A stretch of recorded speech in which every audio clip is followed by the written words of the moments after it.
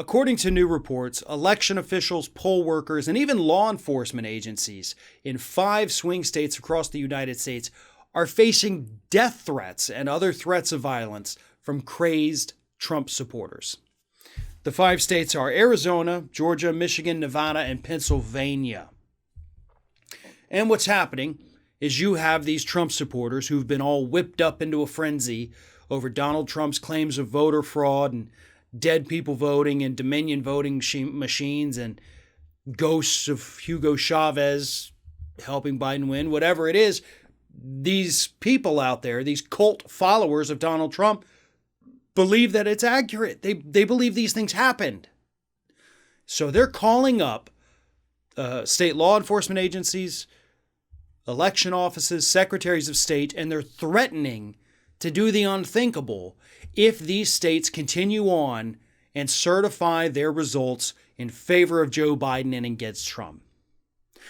This is what Donald Trump wanted. This man knows he cannot win in court because he has no evidence to back any of this up. Because courts, unlike cults, require evidence. And even the most right wing of judges that Donald Trump has gone up against, including, by the way, some that he has appointed.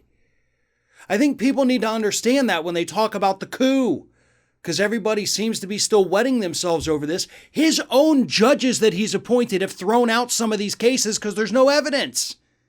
In fact, every judge that has seen these cases has thrown them out. He cannot win. It can go to the Supreme Court. He's still not going to win there. But he already won.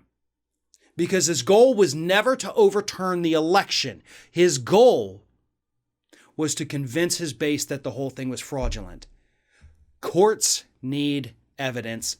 Cults do not. That's the difference. That's what he knew. And that's what he's done. These death threats that these election workers are receiving right now, that was the plan. That was the goal.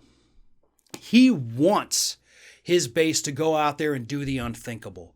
He wants to be loved and admired, and he wants to have his Trump army out there to constantly be threatening people to fall in line or else. That's what's happening. He knows this is happening. He is egging it on. He is actively counting on this to continue. Because that is the only way this man feels like he has any power left.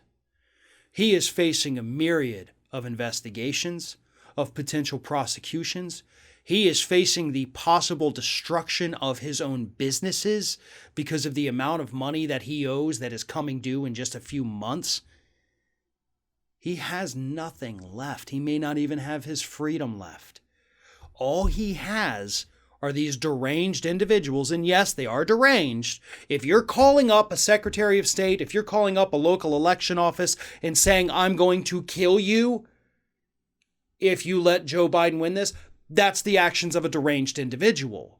I'm sorry to have to be that blunt, but these aren't rational people. These aren't competent people.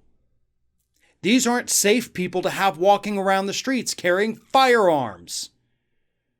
Something has to be done about this. But instead, Twitter, Facebook, everybody's sitting there letting Donald Trump continue to spread his lies. People are getting death threats left and right. But hey, at least we're not censoring him because, oh God, how bad would that be? I don't know. Why don't you tell that to the people getting death threats? I'm pretty sure they'd have a different take on the whole issue.